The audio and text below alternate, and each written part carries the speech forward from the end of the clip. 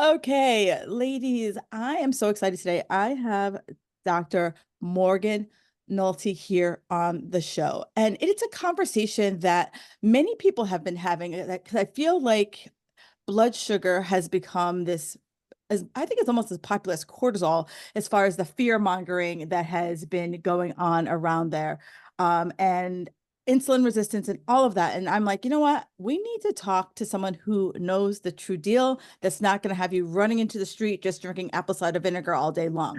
So, Dr. Nolte, please welcome to the show. Thanks. I'm excited to be here. So, you're this is your jam, right? Like you Yeah. really focus primarily on helping people reverse insulin resistance. Why do you feel that insulin resistance has now had this kind of like moment? My goodness. It's about time, as Liz says, it's about damn time. I think we're getting more and more to root causes for disease. I think number one, we have an epidemic. Like, Mm, right, over 88% of adults in America have some degree of insulin resistance. And I'm a geriatric physical therapist by training. So I care deeply about kind of the aging population. And over 3 out of 4 adults ages 65 and plus now has either prediabetes or type 2 diabetes. So I think that the numbers have just grown to the point where we can't ignore them anymore. hmm Like, we just can't pretend like it's not happening. Unfortunately, sometimes that's what the American Diabetes Association wants to do. I was shocked to learn in 2023, they actually like essentially said the new standard of care is diabetes. So for people that don't know, like anything over 6.5 for a hemoglobin A1C, which is like a 3-month marker of blood sugar, is diabetes. And they kind of raised that bar to 7 to 7.5. So they're like, it's okay if your blood sugar is 7 or if your A1C is 7 to 7.5 as long as you don't have a lot of other things going on and you don't have cognitive impairment.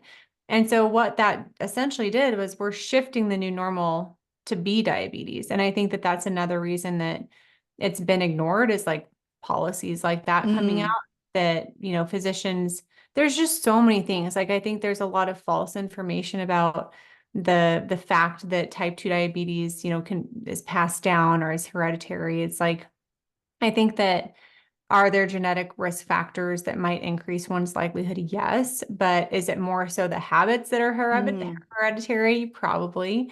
And then just physicians kind of shoving it under the rug for so many years. Like I hear so many stories of people who have had prediabetes for a long time and their physician just ignored it. And because why? Like, I think a lot of physicians are becoming jaded or Mm, like assume their patients don't really want to make the lifestyle changes needed right. to reverse it. And so they're just like, I think a lot of people have this mentality of like, I'm just going to wait until it gets bad enough so that I can get a medication and that'll fix it. And it's like a medication Yeah. doesn't fix it. A medication is puts a band-aid on the underlying root cause. So man, why is insulin resistance having a moment? I would hope because people like me and other experts are bound like banging our head against our computer trying to get the word out that like if you have diabetes, you have insulin resistance and a pill or an injection is not going to solve the problem. We got to get to the root problem. So let me take a step back. So I Yeah. like my mind, like I'm surprised you didn't see my head come off of my shoulders when you said doctors would prefer you to have diabetes. And I'm like, I just think of all of the downstream effects that diabetes causes. I So know. why would a doctor want me to, like you said, they raise the bar so that way, like it's even, even though I'm technically diabetic, I'm going to just move the goal line just a little bit, just to Right. give you a It's little okay to more. be a little diabetic. Yeah, like that's Right. what they're saying Yeah. essentially. So, like, why would a doctor want to do that? I don't know. I don't think that it's best. I don't think it's best practice. I don't think it's good medicine. I think you have a really good saying there where you're like just moving the goal line. I don't know if it's like, well, we're here anyways. We might as well like normalize it. That's what it feels like to me. Yeah. It feels like we're normalizing the condition because Agreed. it's so prevalent.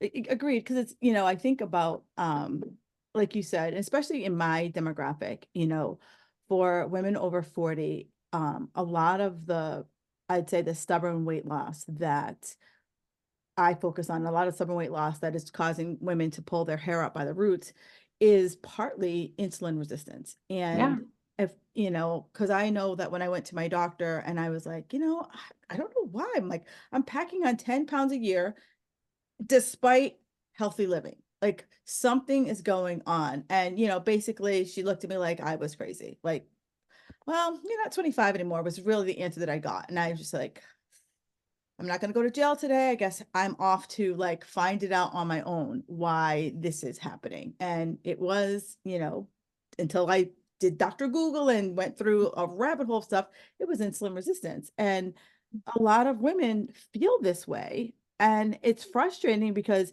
like you said, a doctor could be looking at my blood work because A1C is definitely something that is in the baseline of blood work, Yeah. just Yeah. kind of gloss over it. And if I am in that 6 range, like knocking on the door of prediabetes, it's probably not going to be discussed with me.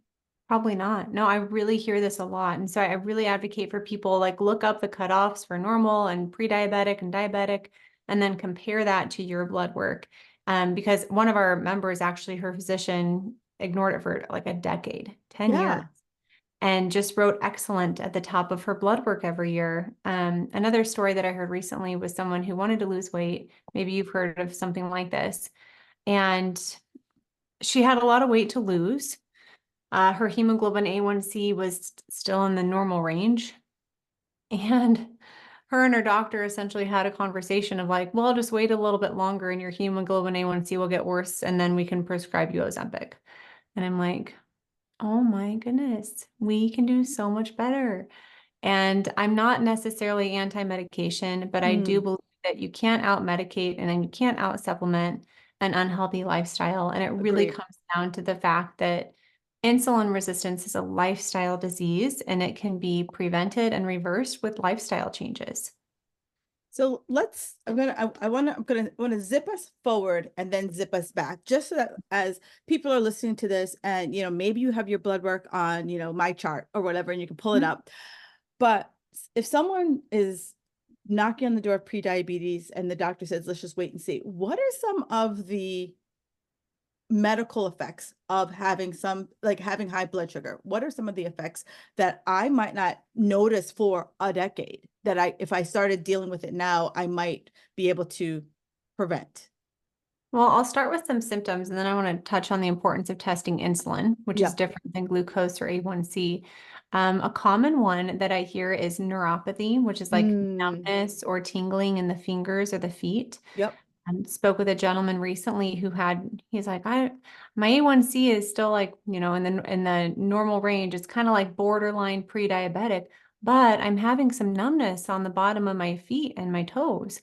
That's a sign that the high blood sugars that have been inflammatory have affected the nerves of the feet. Sometimes excessive like thirst can be Mm, another sign. Um, as you experience stubborn weight loss can be another sign. And usually how I stumbled upon insulin resistance in the first place was as a geriatric PT. I thought to myself, okay, why does nobody just have diabetes? right, Why does right. nobody just have heart disease? And why does Hmm. nobody just have dementia? Or why does nobody just have Right. obesity? Like it's a cluster of symptoms, and the symptoms are caused by diabetes. So Yeah. I think that's the problem with medicine today is we treat in silos, like, Yes. oh, you have a heart problem, go to the cardiologist, or diabetes, go to the endocrinologist. And no one's really taken a step back to look at that big picture. And I think one thing that I really want everyone to get away from this interview is check your fasting insulin, because Yeah. that's going to give you the biggest heads up. Like on diabetes, on prediabetes, it can give you a 10 to 20-year heads up that Mm, something's going awry, because you're going to see that fasting insulin start to rise, decades before you see your glucose or your A1C start to rise. And that's not on a standard blood panel. You can ask your physician, you can expect some gaslighting as you experienced. They might not know what it is, they might not know the value of it. You can order it yourself. If you just Google Ulta lab test insulin, that's really easy to pop up. It's about $30. You can order it, go to like a Quest or a LabCorp. We also sell at-home insulin test kits, which is like a blood finger prick. And then I'm meeting with a company pretty soon to talk about a saliva insulin test, Ooh. which I haven't heard. I mean, it's brand new, so I haven't really heard Hmm. it. I haven't tested it, but there's new mechanisms all the time coming out for, people that essentially order their own tests. So I think that's important when we're talking about those early signs of prediabetes. Right. A rising insulin test is certainly one of them. Right. And it's funny that you mentioned about, fingers and just kind of like I think those random things that we never would like kind of Mhm. roll it back to being blood sugar. But the other thing you talked about, and I've been, going down the rabbit hole of this as well, is you talked about brain. And I don't think anybody really kind of thinks Mm. about one, the epidemic that we have of memory problems. But no one ever really the now new research is coming out that it can be related to, and I think I've heard it also called diabetes type 3. Yeah.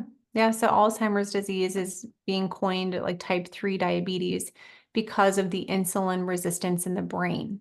So often we talk about insulin resistance in the body, which is causing diabetes or obesity or heart disease, but it also occurs in the brain. So what's good for your blood sugar is good for your brain sugar. What's bad for your blood sugar is bad for your brain sugar. And a really great example of this is have a high carb day. Like have a day where you eat a bunch of carbs and your glucose is going to spike, your insulin Mm, is going to spike, and see how you feel. You're probably going to feel sluggish. You're probably going to feel inflamed.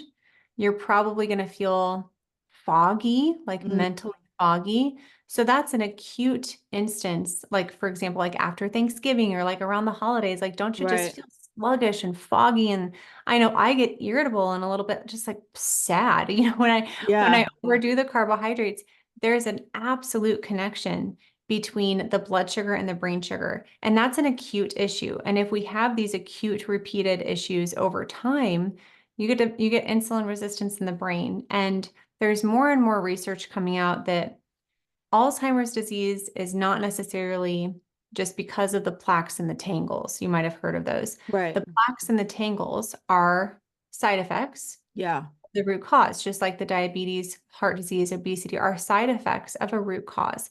And the root cause that they can infer so far is inflammation, Mm, um, insulin resistance, and oxidative stress. So that yeah. triad of things in the brain. And that's why we really love that phrase, low insulin and inflammation lifestyle, because we really want to focus on both aspects, inflammation and insulin. All right. So it's I love it. This conversation, like literally you open up another door that I have to Yeah. walk that I have to walk through.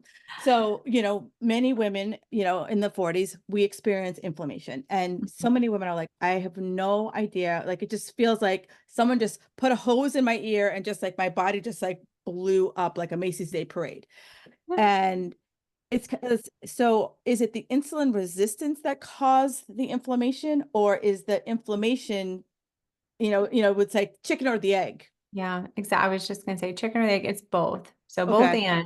and high levels of insulin caused by excessive processed food or high carbohydrates, especially the sugars and the refined starches, or chronic stress or sleep deprivation. Mm, All of that stuff is going to raise your insulin, and high levels of insulin are inflammatory. And then inflammation essentially reduces the insulin sensitivity of your cells, which it then increases the resistance to insulin. So it's kind of this negative yeah, big loop circle. between both of them. Yeah, it's this big circle. So we want to keep both down. And I was reading a little bit through your story, and I thought it was so common, how you experienced like the 30 pounds of weight gain in 3 years. Was that kind of right around perimenopause? Well, and so as you use the term perimenopause, that was like, I'm like, what the hell is this? Hold on, Yeah, let me right? buy.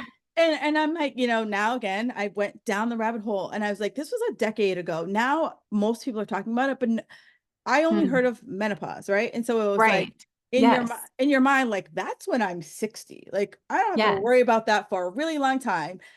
Because in biology class, you only talked about every time you have sex, you're gonna get pregnant. So don't worry, pregnant. And then you're gonna not have your period one day, and that's it. And that was Mm. it. That was like, I think we had maybe like a line in the book, and everything else was all about how not to get pregnant. Yeah. That was it.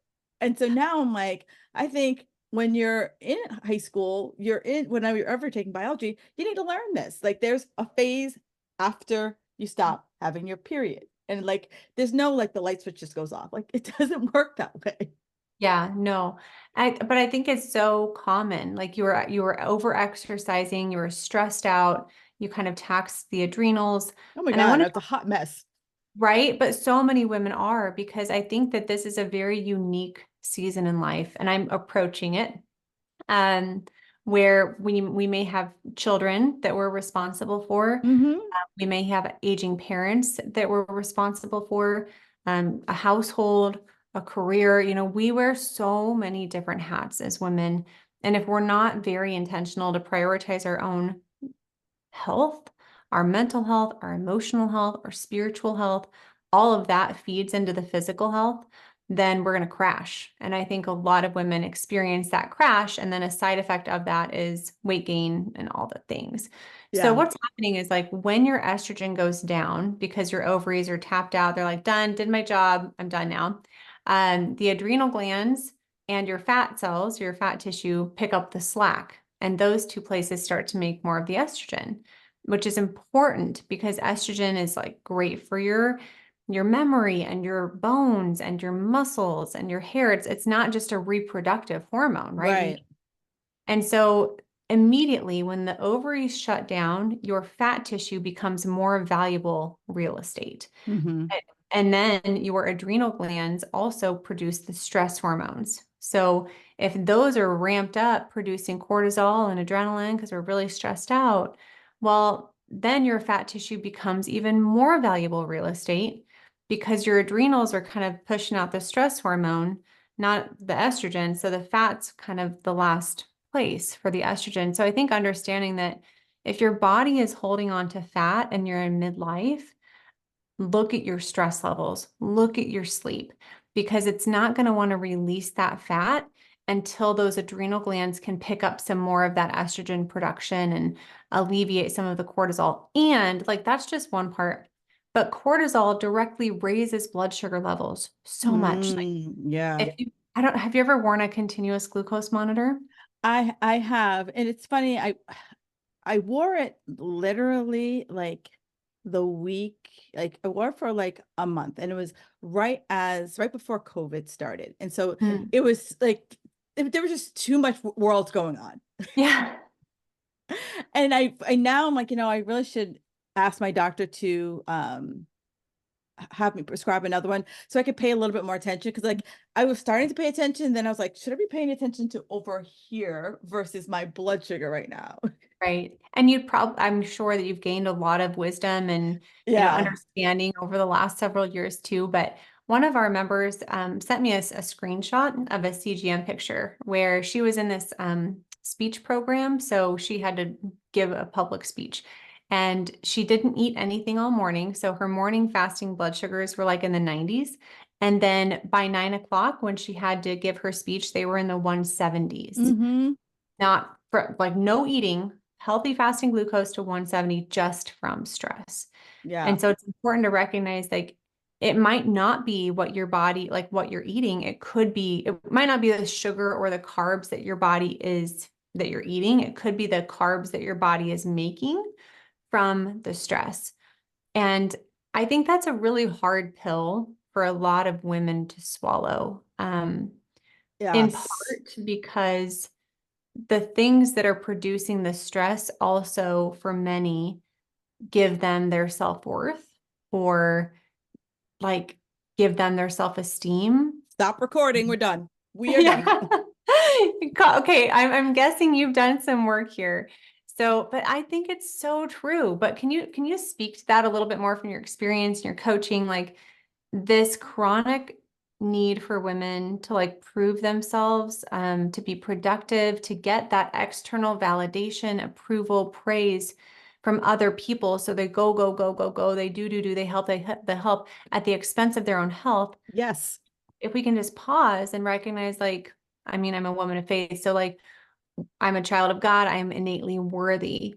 And I develop that self-respect and appreciation and compassion, and worth so that I don't have to seek it externally by means of being overly productive. I'd love to hear you speak on that.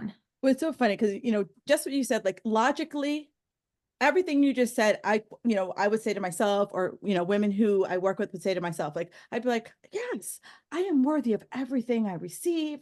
And then you're like, there's this little voice in your head that says, well, Kim, even though you're dead dog tired, you said you'd go to the gym at 6:30 this morning. So drag your ass to the gym, Kim. And even though I'm like barely lifted up my weights, I can check that box because it feels so freaking good to check that box. Yeah. Or for that person to be like, hey, Kim, so happy to see you today. It's your fifth time here this week. It's the challenge and you're, on track. And so you get caught up in the vanity of Yeah, this the is who I ego. this is who I am, right? It's like where everything has to have a label. It's like, I am a doctor, I am a this, I am a that, I am someone who works out, I am someone who does Mhm. this, I am someone who does that. And so the moment you stop being that person, you have an identity crisis. Even if Yeah. you logically are like, I'm still the same person. I still put my pants on one leg at a time this morning. And, my family still loves me and I have a great job, but there's still the box checking I must do. And what you just described about the stress, it's so hard for women to understand the stress because it's what they accept.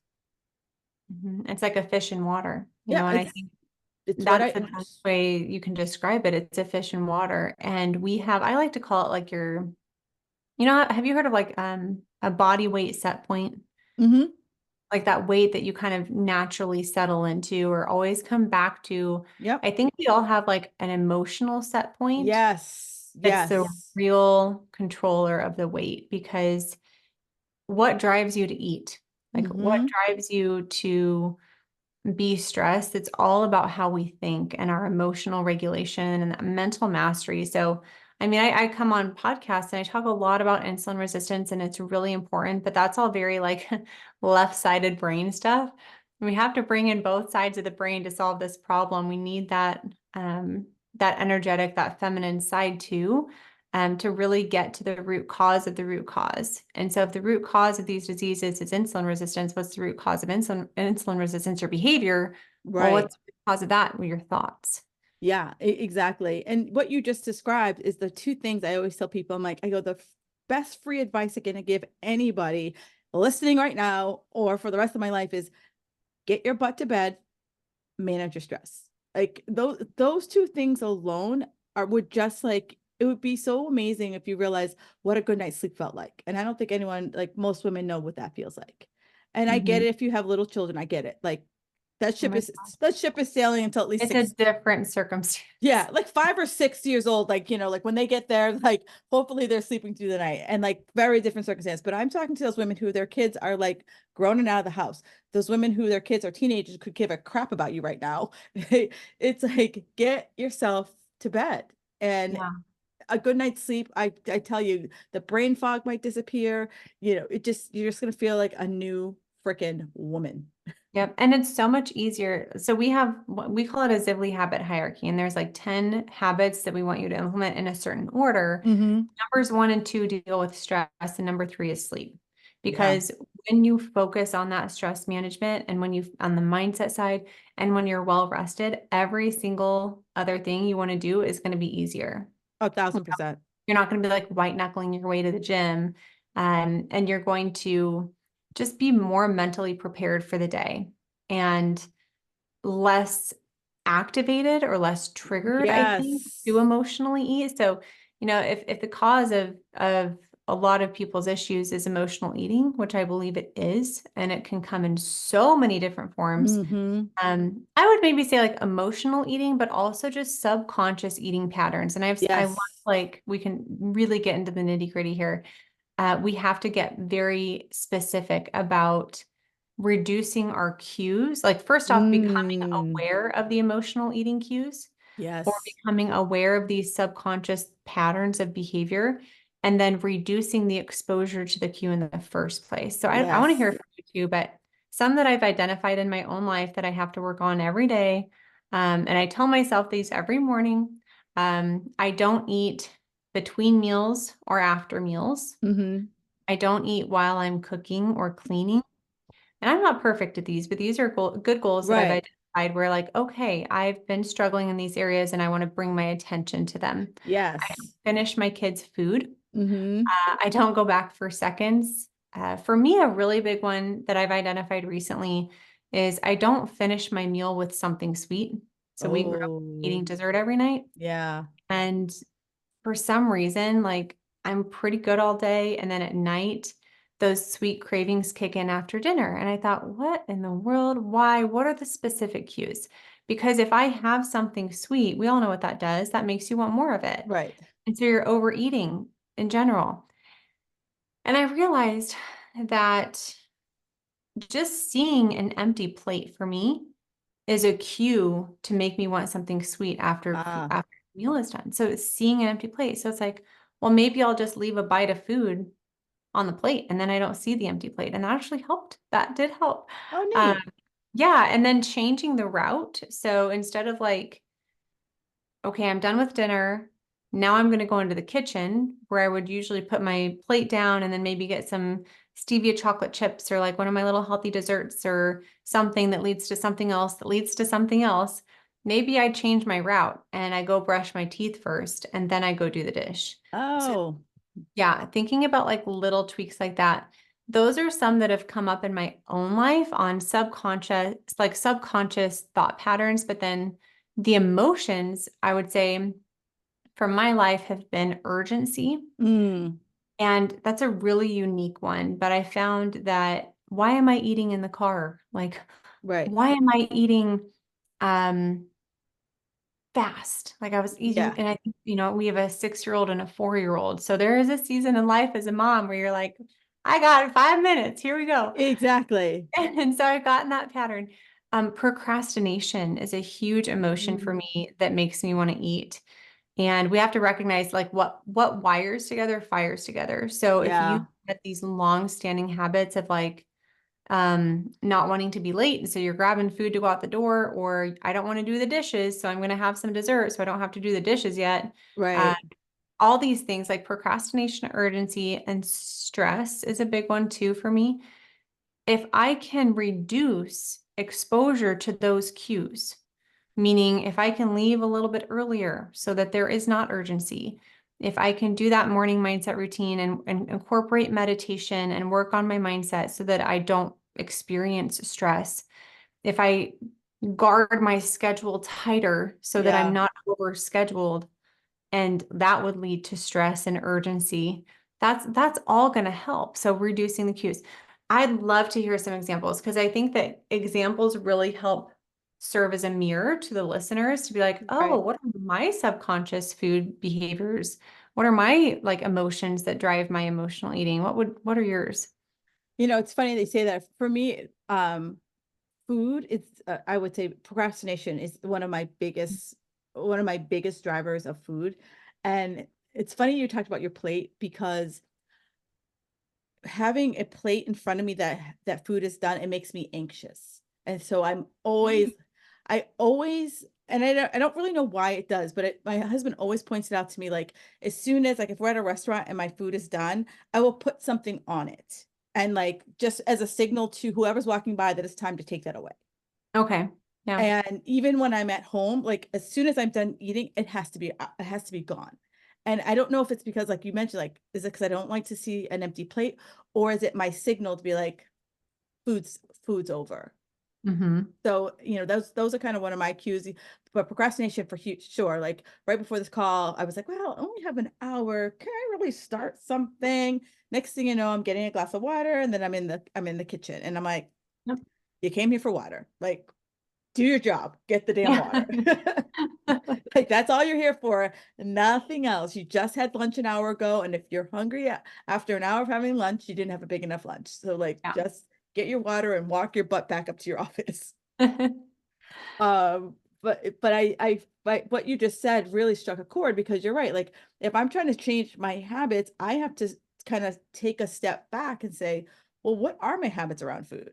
And Hmm. then is there, it's kind of like really kind of unpacking how you eat. And I have when a lot of people tell me I don't have time, and I'm like, write your every day, every 15 minutes, write down what you're doing. And so now it's kind of making me think to people like, write down what happens after you eat or what happens right before you eat. So it kind of starts to cue into was what you were saying, like, I don't want to wash the dishes, so I guess I'll go over here and see what's in the cupboard, or I'll go just over. keep eating, so I don't have to do the dishes. Yeah.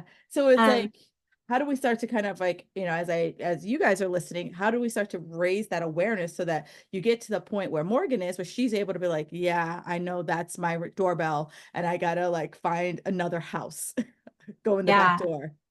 even getting more microscopic than that too is such a cool exercise. So I Yeah. realized it's not just what I'm eating, but like, how am I eating? And I Mhm. realized I ate fast. Yep. Like I said, like that empty plate was a cue for me to want more food. So my goal is now to be the last one done at the meal. Okay, how do I do that? I realized it was a habit, a subconscious habit to not ever put my fork down during the meal Yeah. and put one bite of food in my mouth before I had even swallowed the previous bite of food. So we're getting even more microscopic. And then you can think, well, how many times do I chew my food on average? Right. How many drinks of water do I take during the meal? So I think that there's a huge volume of information out there, like podcasts, books, YouTube videos. Yeah. There's a plethora of information, but I would really encourage people to study themselves, like Yes. study your own behavior, because that's really where you're going to glean the insight that's most applicable to you. Experience is the best teacher Mm. if we pay attention to the experiences that we're having. Yeah. It's interesting. This is probably like, God, maybe like 10 years ago. I have a friend who was a meditation teacher, Mm. and her biggest, and it's for busy people who are like, I don't have time. And so she was like, we have 5 minutes and I'm going to just teach you how to slow down for 5 minutes. And she gave everybody a Hershey kiss. And Hershey kiss is like this big. Mm. Yeah. And she said, okay, instead of what you would normally do, open up, pop in your mouth, and just move on to the next thing. She goes, I want you to look at it. And she set a timer. She's like, we're going to look at it for 1 minute. And then she's like, all right, now we're going to smell it for a minute. And like literally, like over the course of 5 minutes, she like had us like be in the moment of this Hershey kiss. And she goes, now you put it on your mouth. She goes, don't chomp on it. She goes, we're just going to sit here until it melts in your mouth. And it was just like, it just really just kind of brought home how quickly we do everything in our life without ever really like taking it in. And like, Mhm. I was a fast eater too, but you're right. Like, I started to like practice putting down my fork, chew my food. Then I could pick up my fork again. Like it just became a game. Like, is my mouth empty? Like, could I open my mouth and no one see anything in my mouth Yeah. before I picked up my fork again? Hmm. And I don't know where these habits form. I mean, I think childhood, obviously, Hmm. but there's a lot of talk on like the Mediterranean diet being Yep. like the healthiest diet. And I'm not saying it's not healthy, but I think we need to consider the lifestyle. Like my Agreed. husband went to France for um like a study abroad trip. He was in, I think it was a wines class or an agricultural class.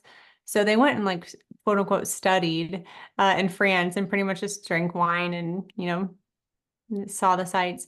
And he said not like one person over there was overweight and they had smaller portions and they slowed down and they enjoyed the food. And so, in the Mediterranean, or in Spain, for example, I don't know if this is still the case or if it's me just like idealizing their culture, there's siestas in the afternoon. Like they take a lot more vacation Yeah. than in America. My goodness, I don't know if you've ever like spoken with somebody on their holiday season, but they take their holidays very Oh, but seriously. very seriously. Yeah. I used to work for a company that we had international offices, and pretty much August you had to like write off. Like you were like, scrambling to be like, by the end of July, I gotta like talk to someone in Europe or I'm screwed, because they're either on their way on vacation or they're gone.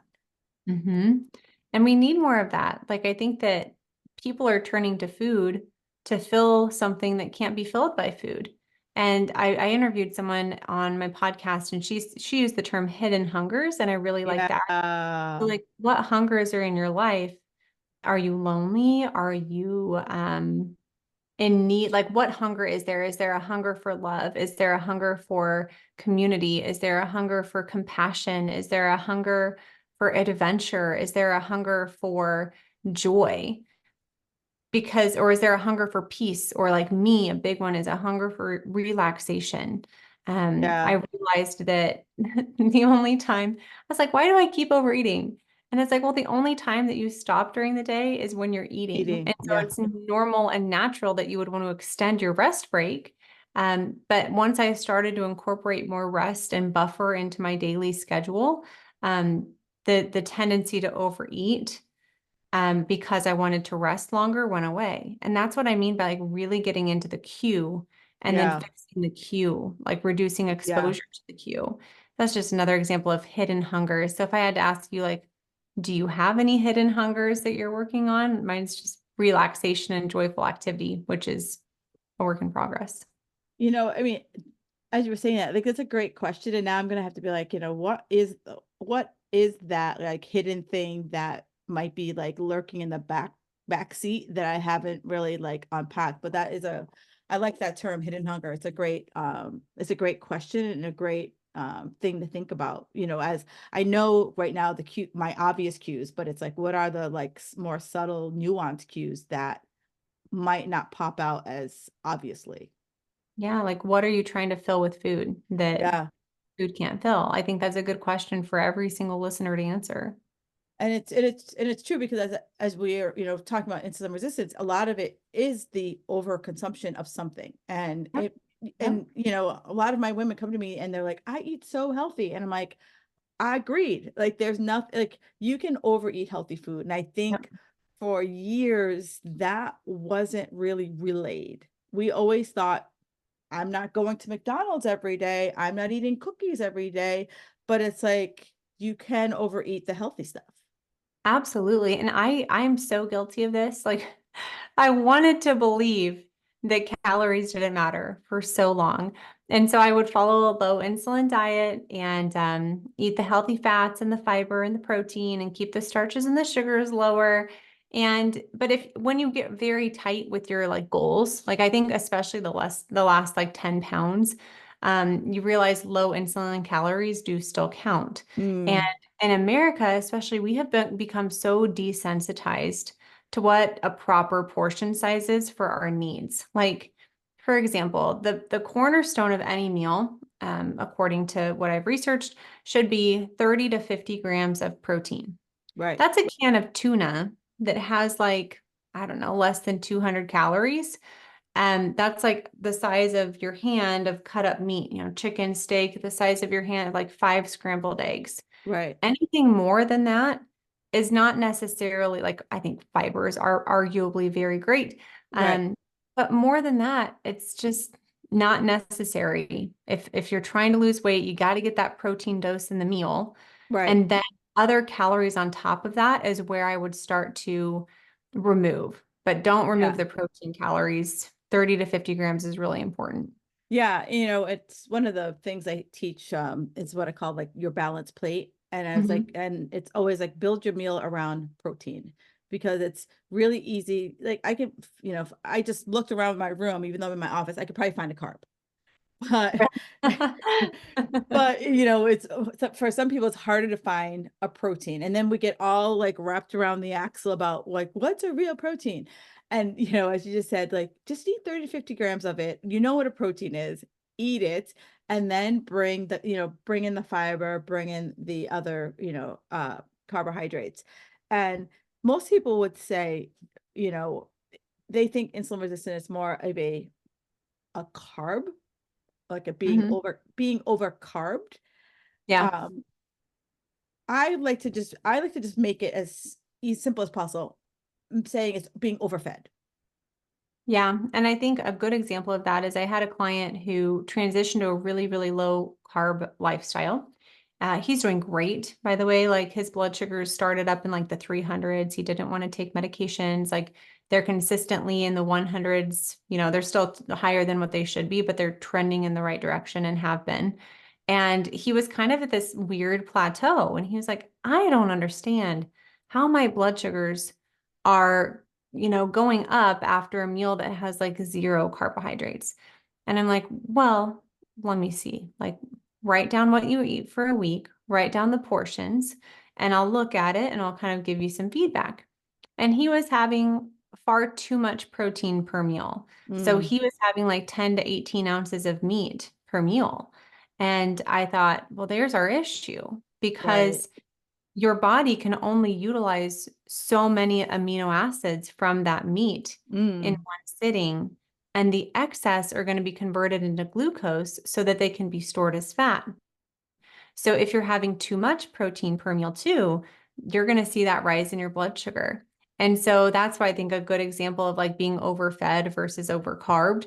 And the other thing too is activity levels make a big yeah, difference huge. in your carbohydrate tolerance. Like I can tolerate more carbohydrates, meaning they don't spike my blood sugar as much if I'm very active throughout the day or if I have them like right before or right after my workout. So if you're going to have the carbohydrates, if you want Mm, them for your performance, have them like time them with your workout. My husband's a farmer and he is active all day. yep. He's like 6'1" and maybe 155 pounds completely wet. He's just very thin because he's so active. Like, I Yeah. hate to say it, but it makes a huge difference. He Huge can eat difference. whatever he wants and he's not Hmm. going to gain any weight. It's He because can't it's keep up. like I guess we forget that our bodies were made to move. And if you think about, your husband's a perfect example. Until what, the 40s, like most people had some type of manual labored Yeah. job. Even if you worked in a factory, you were picking stuff up and moving things here, Mhm. there, and everywhere. And now it's like most of us are doing what we do. I'm sitting here looking at you on a screen. Yep. And I'm going to type for a little bit. I might get up and go to the bathroom. I might go downstairs and get some more water, but that's pretty much how I'm going to move around.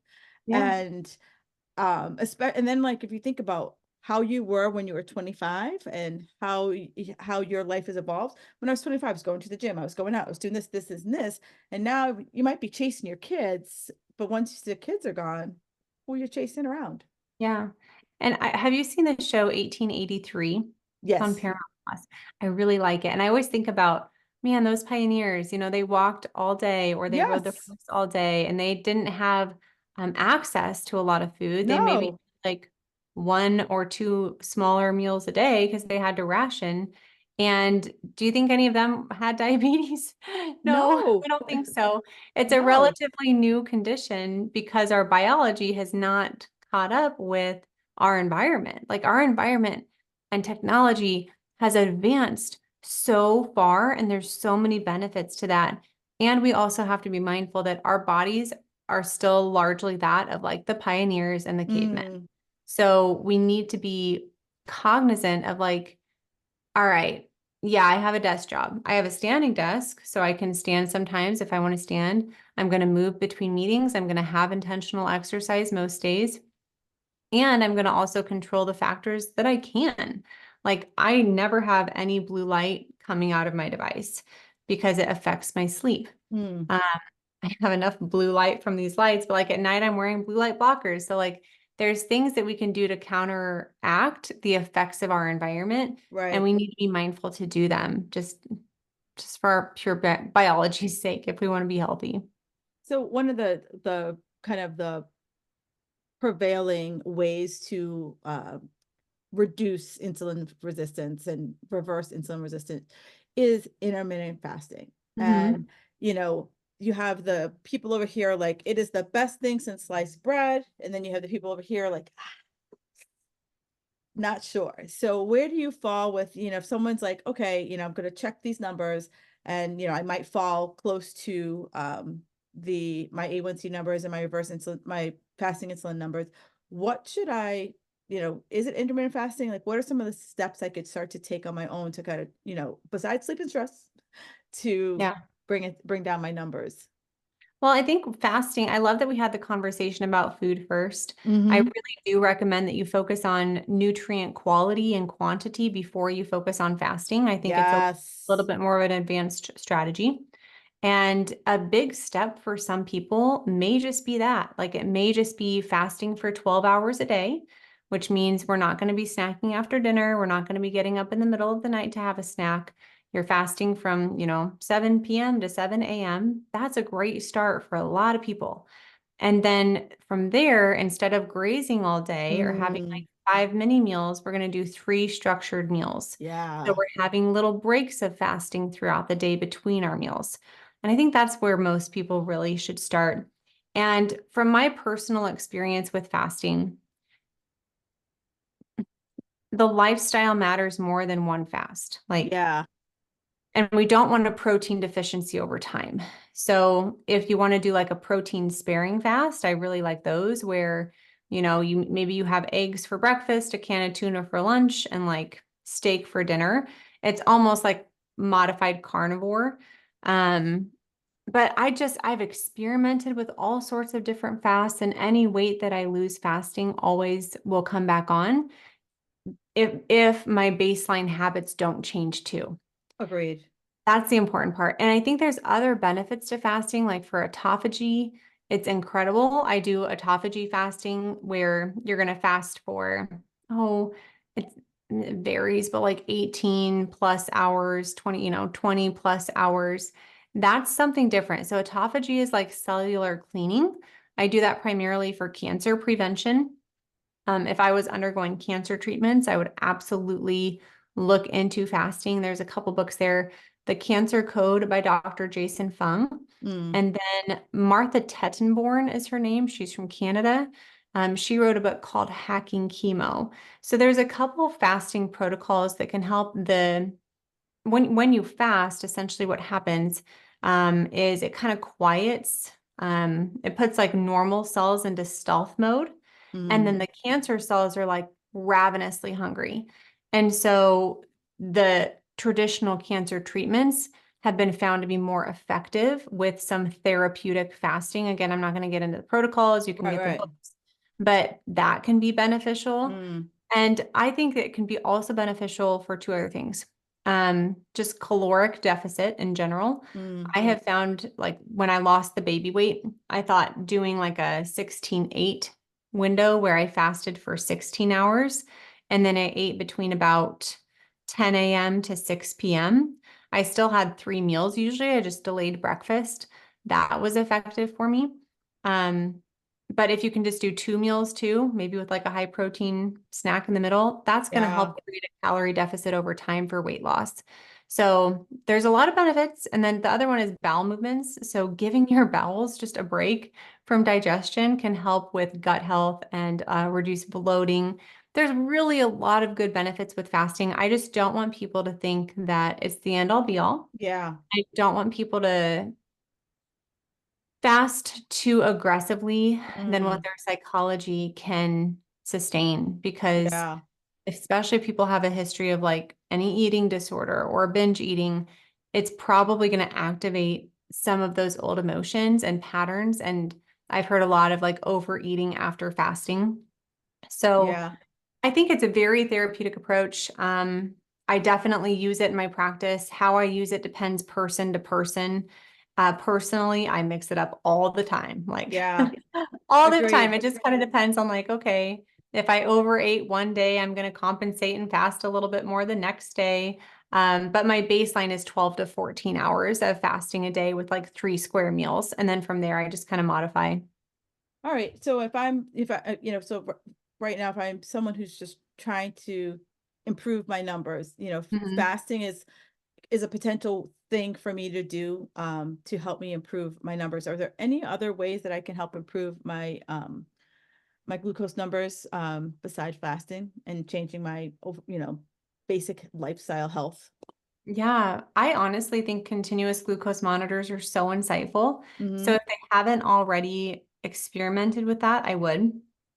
Some physicians will write a prescription for a continuous glucose monitor, and then you can get it pretty affordable either through insurance or We don't have insurance since we're both self-employed. We have like Samaritan, which is a Christian cost savings plan.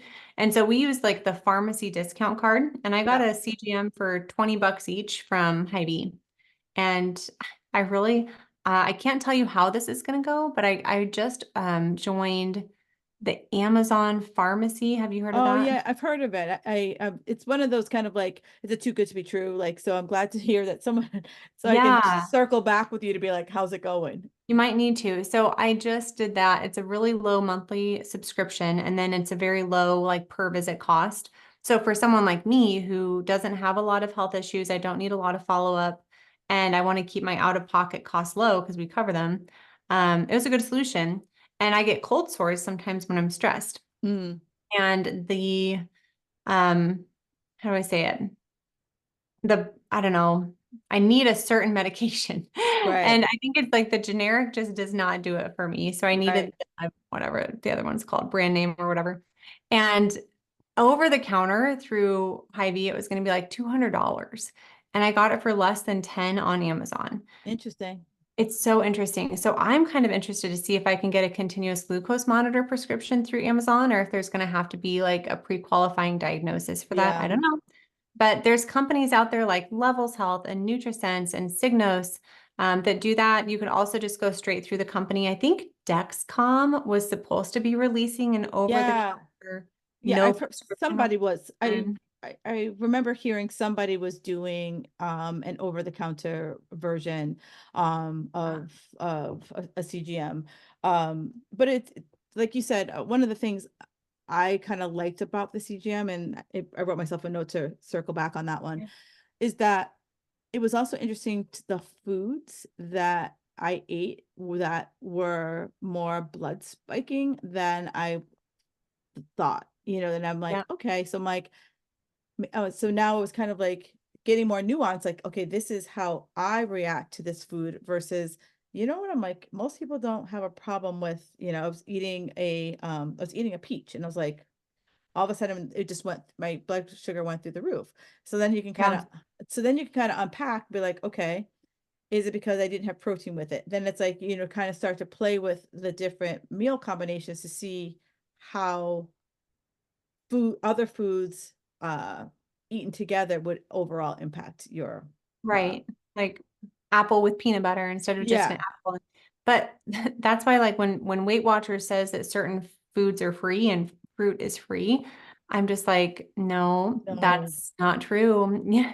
So I think that when people are saying like I'm eating healthy and I'm not losing weight, that's where a continuous glucose monitor can really help, because when your blood sugar spikes, your insulin spikes. And if your insulin is high and there's sugar in your system, that's going to get shuffled off to storage and fat Mm, storage. You can't lose body fat when insulin is high. So yeah. we have to lower insulin down by lowering blood sugar down to really tap into that fat loss that most people want if they're trying to lose weight. We don't want to lose muscle, we want to lose fat. Right. So a CGM can be really insightful to see not only what foods spike my blood sugar, but what portions. Yeah. So you may, like we said, like you could be having like, a ribeye and some green beans, and that could still spike your blood sugar depending on the portions that you're choosing. So I Yeah. think that's one thing, like fasting, obviously stress and sleep. Movement is great, Yeah. especially after your meal. I had a little bit of a higher carb meal one day last week. I had a ton of green beans from our garden. We had some sort of protein, chicken or steak, I don't remember. And then I had like a third to a half of a cup of mac and cheese, which is not something we normally eat, but whatever. And I felt tired after the meal. I felt Mm, sluggish. And I'm like, I wonder what my blood sugar is. So I pricked my finger. It was like 130 to 133. And my goal is like never to be higher than like 115-ish. mm, That's from Levels Health. And so I thought, okay, I wonder if I go for a 10-minute walk, what's that going to do to my blood sugar? And then so I did that. I don't remember the exact number, but it was probably around 116-ish. So we went from like 130 to huh. 116-ish after just 10 minutes. And then I did 10 more minutes. And then it was down around like, gosh, I thought it was like 98, 96. So 10, 20 minutes of walking after a meal, especially if it's higher in carbohydrates, that's going to really help with that blood sugar management because the muscles will soak it in out of your bloodstream. That Yeah. muscle demand is great for blood sugar management. It's so funny because that was one of my questions on my notes here.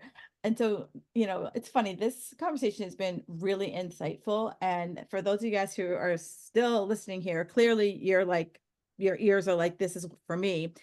The first step, and I hope that you understand this, and I think we did a really good job of unpacking it, is just really looking at your lifestyle and how you interact with food. Step one, right? Mhm. Before we switch to the glucose monitor, before we switch to the fasting, it's like, Yeah. look at your food. How are you eating? How are you interacting with your food?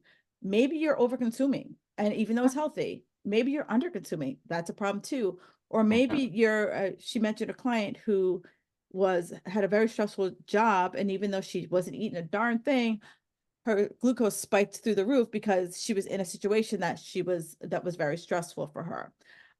So start with food, right? Let's just unpack that. She said, Morgan said something else that I took note of that I thought was very interesting. It was the hidden hungers. What are the things that you feel are missing in your life that you were stuffing with food? Or maybe it's feelings that we're just stuffing down with food. Before we move into the fasting. And I liked how Morgan gave us multiple fasts, because right now, if I go on the interwebs, everyone's like, shut down the kitchen at 6. Well, if you don't get home till 7 o'clock, Yeah, it you're not doesn't eating work. dinner till 8 o'clock, it doesn't make sense. Don't So, follow these like dogmatic rules. You got to make your own rules. I think having a framework and structure is great, but ultimately you have to make your own rules. right. And I see all these people like, well, I can't do that. Like I have to be to work at 5 a.m. And I'm like, oh Lord, I'm like, it's hours. Like make your own freaking hours. Yes, then do something different. Like, don't spend your time commenting on this random social media post or this random YouTube video. Like, that time is so much better spent troubleshooting your own problem than complaining that someone else's solution doesn't work for you. Right.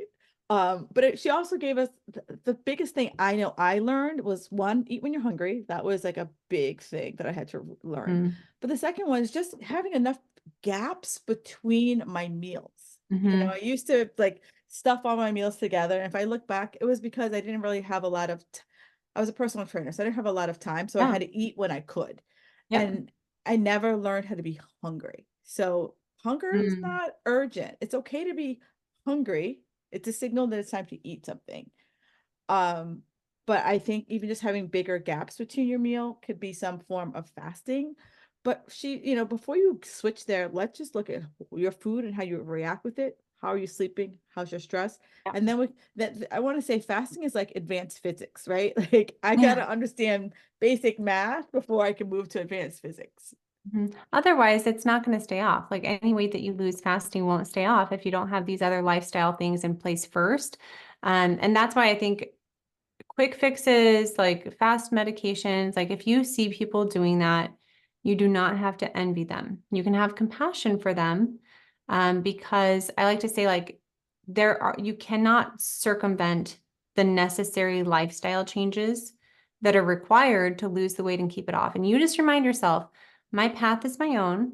Um, Yes. I will figure this out. Yes. And it is, it is, if you, what is it? I can't remember what the phrase is, but it's like, it's already done. Like you Yeah. have to believe that this goal has already been reached by the future version of yourself, and you can do this. And if you see other people doing things that you're tempted to try because it's working, just remind yourself, my goal is not to lose weight. My Right. goal is to lose weight and keep it off and be Exactly. healthy, which Exactly. requires a different, more comprehensive long-term approach than just a medication or just a fast or just a different meal plan, that kind of thing. Yeah.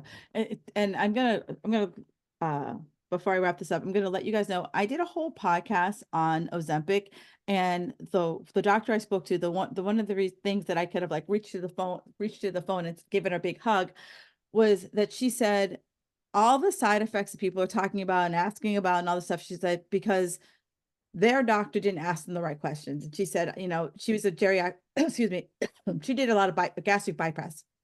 And she said most people have gut issues. So of course they're going to feel nauseous because you didn't deal with their gut issues before you just stuffed them on a Mm. medication. So all these people who are on any of the weight loss drugs, they always have gut issues if they haven't dealt with it, or Yeah. they'll have some other issue if they haven't dealt with it. While I die. Uh, all right, Morgan, one of the things I always ask all of the people who come on my show is, what's one thing that makes you feel magical? I love that you asked that question. Um, Date nights with my husband, probably at this stage in our life. That's awesome. I love him so much. We've been Ah, married 10 years and he is the best husband, the best dad. I feel really lucky to have him. And I love when we get to intentionally connect away from the mm, kids and talk and just enjoy a lovely dinner together and dream and just, it's almost like that nervous system reset that I think young yeah. parents especially need Hmm. when their kids are, they're demanding. Like, let's be honest, I was a demanding kid. My mom used to call me Miss Demanding. And apple doesn't fall far from the tree, evidently. You're just like, dang it. So that really makes me feel magical is connecting with him and getting that emotional reset and that Yeah. calm quality time together. I love that because I don't think parents like take enough time as themselves, just Mhm. because guess what, in 18 years those kids are gone, and if you don't like this person that you're with, it's going to be hard sledding. We always say we're going to be really good at empty nesting. Like, Yes, I don't know that we'll ever like retire, but the empty nesting, we're going to be pretty good at it, we think. right. I'm like, I go, yeah, you love your kids, all of that, but I'm like, you have to like love the partner because Mhm. their kids are going to be gone at some stage, and you don't want to be looking across the dining room table like, how was your day, dear, and have nothing else to talk about. Yeah. So we are very intentional. And I think that part of this too, just to kind of wrap this up, if I think this is a lovely place to end on, is to live a values-driven life Yeah, and really choose what your values are and then design your schedule and your life accordingly. And when you do that, I think you're going to be way less likely to be stressed out, to yeah, overeat, to emotionally eat, to have these hidden hungers. And you're just going to be like you're going to be happier. So you're not going to need to fill that void with food or other, unproductive habits. So to me, like that, our family's a value and my health is a value. yeah, And so when we can lead from that values standpoint, it's a lot easier to say no to certain things that aren't in line with those values versus like letting other people's demands or desires of my time dictate how I live my life. It's like, nope, that's not in line with my values. So I'm going to decline that opportunity, or I'm going to not sign my son up for soccer and football because I don't want right. to be that busy during harvest. Exactly, Yeah. exactly. I love that. I absolutely love that. And we all have to kind of sometimes give up that busy badge in honor for our own mental sanity. I want to thank you so much, Dr. Morgan, for taking the time out and speaking with us today. I've taken notes, I've gotten so many little great nuggets from you. And thank you again so much for your time today. It's been my pleasure. Thanks, Kim.